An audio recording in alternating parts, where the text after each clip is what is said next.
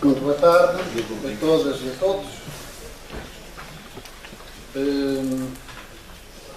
Gostava, antes de mais, de agradecer à organização, à Comissão Promotora, o convite que me foi expressado e que muito me honra. Gostava também de felicitar o movimento sindical por esta iniciativa, porque todas as ocasiões são boas para se discutir um tema desta natureza e que é transversal a toda a sociedade e tão preocupante. Da minha parte, não represento ninguém, fui trabalhador da Segurança Social, fui professor aposentado, faço parte, portanto, agora do grupo dos passivos, dos esquisitos. Estou aposentado e, portanto, tudo aquilo que vou referir não vincula nenhuma instituição ao serviço e responsabiliza-me apenas a mim. Depois de ouvir as intervenções anteriores, em que com o seu elevado nível e a sua qualidade, quase me apetecia pedir à organização que dispensasse de intervir, até para dar também oportunidade, maior oportunidade ao debate. A minha intervenção em si, aquilo que me pediram e aquilo que procuro responder e aquilo também que posso dar, não é tão generalista, não é tão elevado, não resulta de tantos estudos, resulta apenas da minha experiência de 40 anos da Segurança Social. E o que me pediram foi que viesse dar informação técnica sobre o regime de pensões, sobre o sistema de pensões. É, portanto, uma intervenção meramente descritiva. Vou procurar ser, é um dos meus maiores defeitos, é posto a falar, depois não me calo, e peço ao moderador que me alerte, porque vou procurar, de facto, passar alguns dos diapositivos, que eles já estão disponibilizados à organização, e os dados que lá se encontram podem depois ser consultados. Alguns desses diapositivos, naturalmente, vou passar muito por cima, para não roubar tempo ao debate.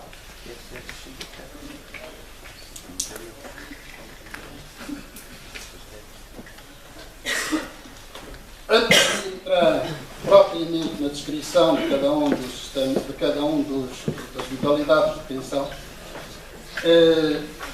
vou procurar recordar, trazer informação para todos sobre, afinal, aquilo que consta na nossa lei de bases e que é a caracterização do sistema de segurança social.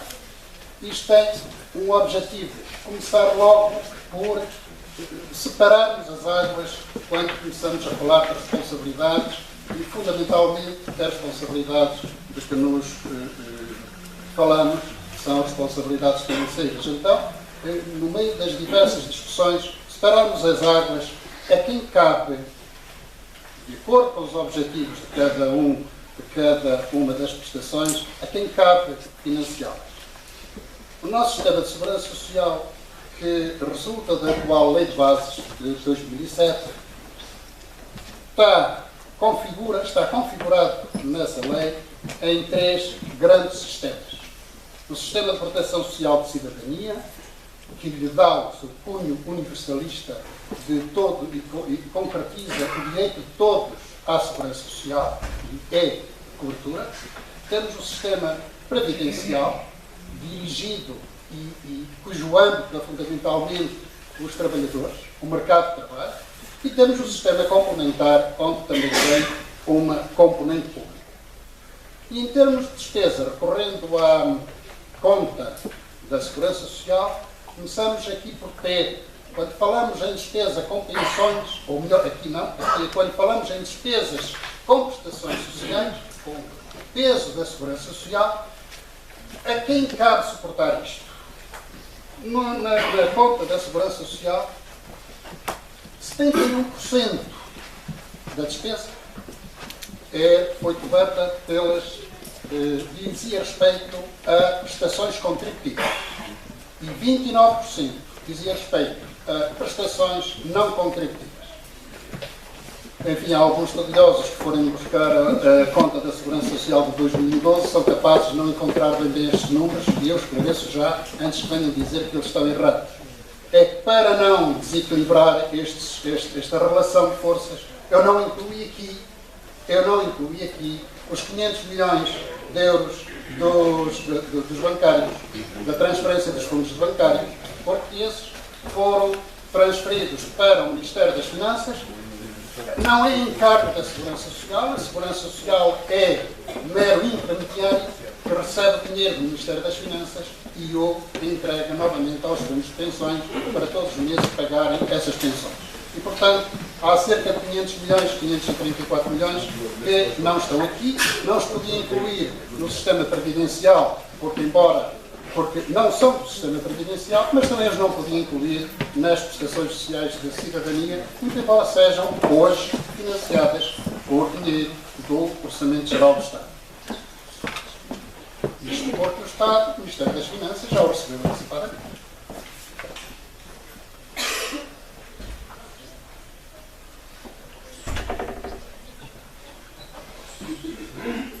Analisando, e muito rapidamente, o Sistema de Proteção Social de Cidadania, que assegura prestações básicas mínimos de subsistência, subdivide-se no subsistema da ação social, subsistema de solidariedade e subsistema de proteção familiar.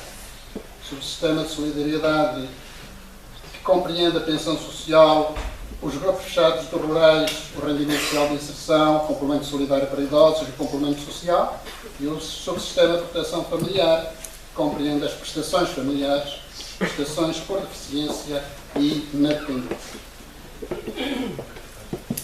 O sistema previdenciário compreende quer regimes voluntários, quer regimes obrigatórios. Portanto, designadamente o seguro social voluntário e o pagamento voluntário de contribuições. O sistema complementar tem uma componente pública chamados certificados de reforma. Com isto, procurei também construir um mapa já só focalizado no sistema público de pensões e na ótica do financiamento.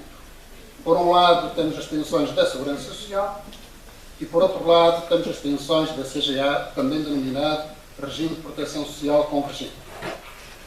As pensões da Segurança Social, temos as pensões do sistema previdencial ou contributivas e temos as pensões do sistema de cidadania não contributivas. Ora, bom, são estas pensões do sistema previdencial que, de acordo com o princípio da contributividade, têm de ser autofinanciadas. E temos as despesas e as pensões e componentes do sistema de cidadania que têm de ser, de acordo com a lei de bases, financiados pelo Estado. As questões da sustentabilidade pendem fundamentalmente nesta parte das contribuições. Temos o regime convergente da Caixa Geral de Aposentações, de que não pensava que tínhamos cá quem viesse falar sobre ele, mas está aqui onde o Estado tem mais problemas relativamente ao financiamento. Em primeiro lugar, porque o Estado não pagou a parte patronal. Em segundo lugar, porque o grupo é fechado. E, portanto, não há mais funcionários a contribuir. Os funcionários estão a contribuir para o regime geral. E, em terceiro lugar, porque, de acordo com as medidas de gestão, houve uma redução drástica de funcionários públicos, funcionários que contribuíam e, portanto, já não contribuem, e isso não há qualquer sistema, seja em repartição, seja em capitalização, que venha a suportar, que venha a aguentar uma redução tão grande de subscritores ativos.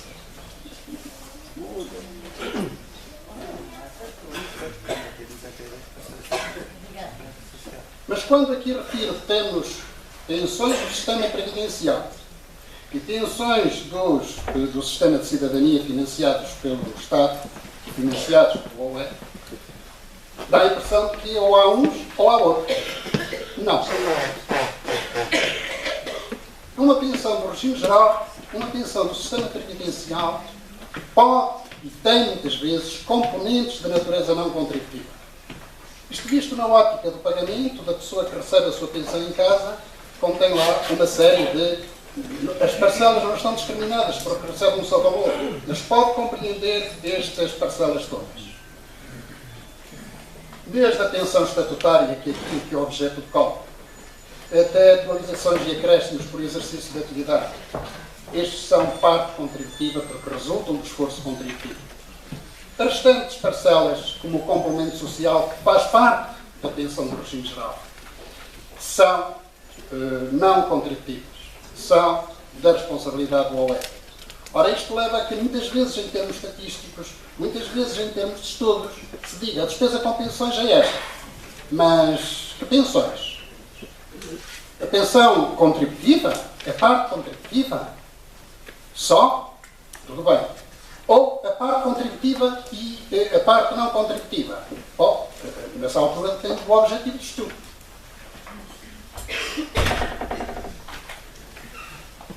Se antes vimos em matéria de despesa com prestações sociais no seu global, o peso entre o sistema previdencial e o sistema de cidadania, temos a evolução da despesa com pensões e complementos por subsistema e, portanto, em que vimos que na parte só relativa a pensões, tendo em conta a conta 2012, de acordo com a última conta divulgada, com base nesses dados, a despesa com pensões são 75% contributivas e 25% não contributivas. 3/4 da despesa com pensões do sistema público de pensões, 3/4 é suportado, deve ser suportado pelas contribuições dos trabalhadores e dos empregadores. E 1/4 é suportado pelo Estado porque diz respeito àqueles mínimos de subsistência, diz respeito ao complemento por dependência, diz respeito aos complementos sociais, diz respeito às pensões mínimas.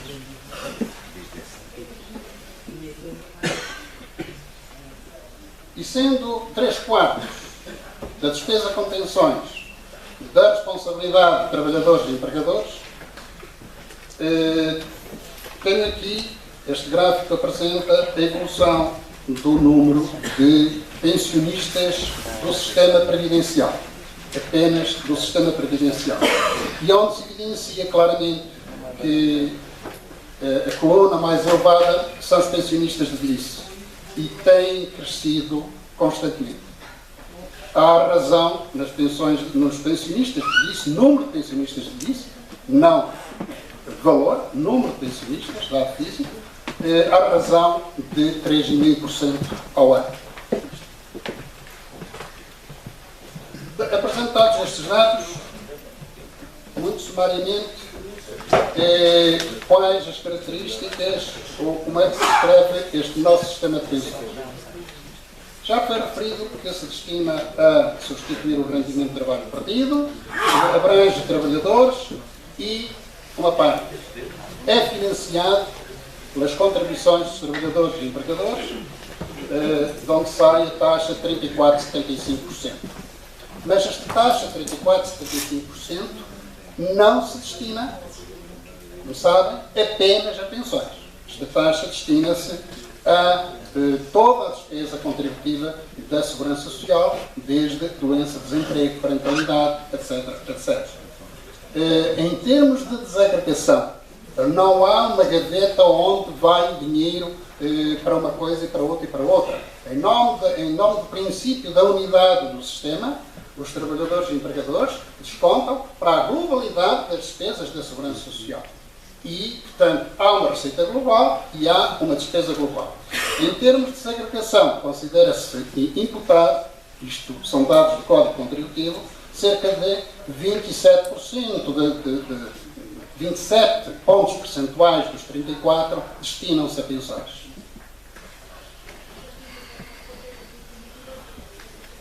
Se aquela taxa 34,75 é global, o sistema admite taxas diferenciadas, taxas moduladas, não só pela redução dos riscos protegidos, mas também por força de atividades, de setores de atividade economicamente débeis, etc. etc.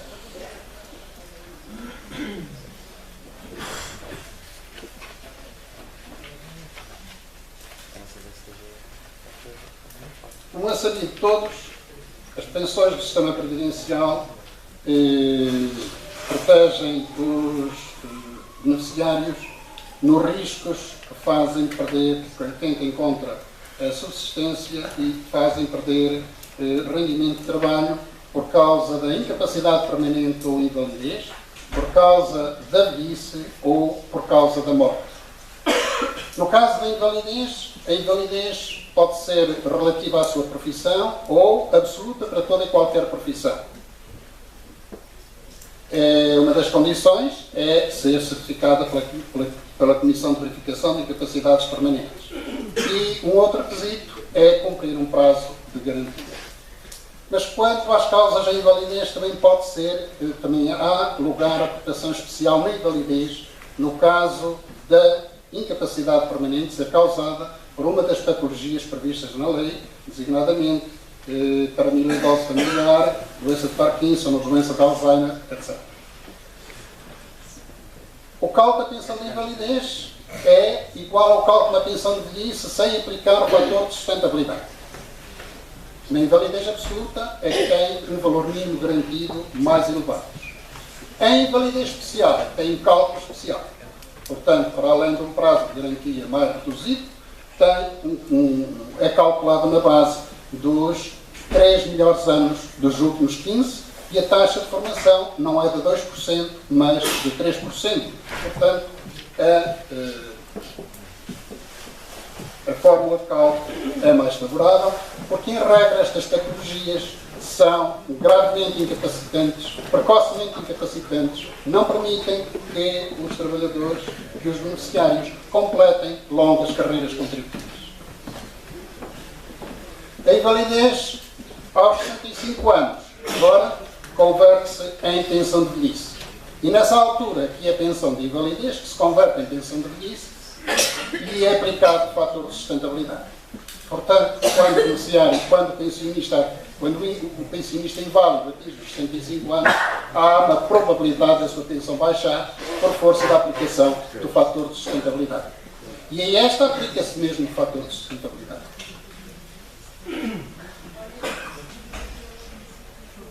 A pensão de velhice, além do prazo de garantia, depende de se ter completado a idade legal.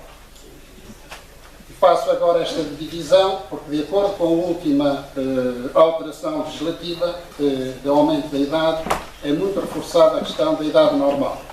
Ora, a idade legal de reforma pode ser idade normal ou pode ser idade antecipada. A idade normal depende da evolução, passou a depender da evolução da esperança média de vida. Depois de toda uma vida em que eram dos dados mais certos que havia, que era aquela idade dos 65 anos, a partir de agora, saber qual é a idade de reforma, a idade normal de reforma, é sempre objeto de alguma, melhor dito, não é possível conhecer com segurança daqui a 2, 3, 4, 5 anos qual é a idade normal de reforma. A idade normal a vigorar em cada ano deve ser definida por portaria publicada no segundo ano anterior. Significa que a idade normal a vigorar em 2016 deve ser definida em portaria a publicar durante o ano de 2014. Mantém-se em 65 anos para os trabalhadores que são legalmente impedidos de trabalhar a partir dos 65 anos. Impedidos por lei. A idade normal em 2014 e 2015 é de 66 anos e pode ser reduzida de 4 meses por cada ano de contribuições que exceda aos 40. Quer dizer que quem aos 65 anos tiver completado 43 ou mais anos de serviço, mais anos de desconto, pode ser reformado, continuar a reformar-se na mesma aos 65 anos. Dizer desde já que, desde o dia 7 de março, estas regras também são aplicáveis na Caixa Geral de Apresentações, também são aplicáveis aos funcionários públicos. Os regimes de antecipação existem vários. Vamos passar à frente porque fica na vossa disponibilidade a consulta. Sobre o cálculo das pensões, a última é de 2007, da legislação de 2007, já aqui foi referida.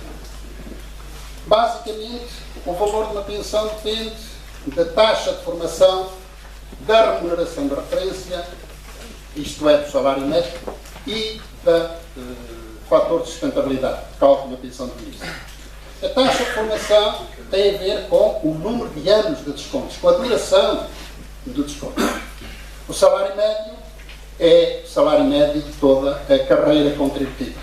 O fator de sustentabilidade é aquele que estiver definido. O fator de sustentabilidade que,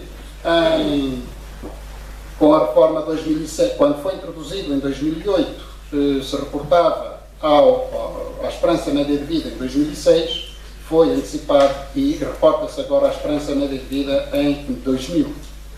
Para o ano 2014, estes são os fatores de sustentabilidade que estão em vigor, em que o mais grave pode reduzir uma pensão depois do seu cálculo em 12,34%.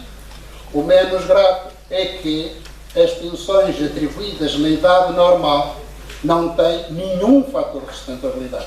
Não têm nem o antigo nem o novo. Qual vai ser a despesa com pensões no ano 2015? Quer dizer que no ano 2014 se criou um hiato de reformados. Um acordo de reformados que atingiriam os 75 anos em 2015, em 2014, deixa de se reformar. Mas em 2016, em 2015, quando completarem 66 anos, vão se reformar. E aí se retoma novamente aquela progressão. Vão se reformar com mais um ano de carreira contributiva. Portanto, mais 2%. E vão se reformar bem sem fator de sustentabilidade. Quando é ameaçado quando estava a contar ter 5,43% ou mais de fator de sustentabilidade, e são ameaçados de que isto passa para 12,34%, afinal não tem 5 nem tem 12, tem 0. Quer dizer que a despesa com pensões no ano 2015, se nada for feito, vai ser superior. Para os beneficiários inscritos antes de 2001, portanto, aquela fórmula que indiquei é a fórmula normal. Para os beneficiários inscritos até 2001, há uma série de cálculos que se fazem combinando as fórmulas antigas com a fórmula nova e fazendo a ponderação. As pensões podem ser reduzidas ou bonificadas. Continua a ser possível a bonificação das pensões atribuídas a partir dos 66. Quem adiar o pedido da reforma pode ter a sua pensão bonificada.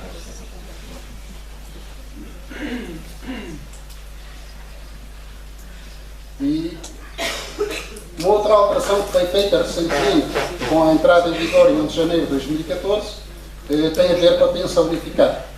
Não vou entrar em pormenores a explicar muito a pensão unificada, mas só para dizer, hoje, a pensão unificada corresponde apenas à soma das duas pensões, à soma das pensões que se obteriam do regime geral e da Caixa Geral de Apresentações.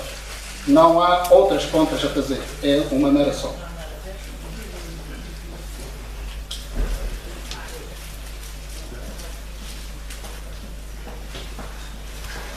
Relativamente às prestações por morte, assinalar que fazem parte deste conceito pensão de sobrevivência para substituir o rendimento de trabalho perdido pelo falecimento do beneficiário e um subsídio por morte. Quer uns, quer outros, nos últimos tempos, também têm sofrido algumas alterações, quer com a redução do subsídio por morte, que hoje corresponde a 3 vezes o IAS, é um valor fixo, deixou de ter proporcionalidade, deixou de ter qualquer relação com a contribuição como antes tinha, e é um valor fixo, e a pensão de sobrevivência, que ainda não posso falar muito sobre ela porque ainda não compreendo quais são os fundamentos, porque é que uma pensão contributiva de sobrevivência Eu sou pessoa suspeita porque há muito tempo venho a dizer que as pensões de sobrevivência precisam de ser reformuladas. Nasceram em 1970 e a sociedade de hoje, e a sociedade familiar de hoje é diferente, a relação de homem e mulher, a partilha no casal é hoje diferente daquela que era em 1970, mas ainda não consigo compreender como é que é uma prestação contributiva pelo facto de também acumular com uma outra prestação contributiva desde superior a 2.000 euros. E porquê 2.000 euros? Podia ser 2.000, não 4.000, porque é que não sei. Superior a 2.000 euros tem de ser limitada, tem de ter uma outra percentagem. Pensão de sobrevivência dos cônjuges na Caixa, no regime geral, é de 60% da pensão da reforma. Na Caixa Geral de Aposentações, subscritores anteriores a 93 é de 50%. No regime geral é de 60%, mas se receber uma outra pensão e for superior a 2.000, estas percentagens vão reduzindo, podendo ser apenas de 33%. Penso que já ocupei muito tempo, agradeço a vossa atenção e era tudo quanto tinha. Todo o restante elementos encontra-se à vossa disposição.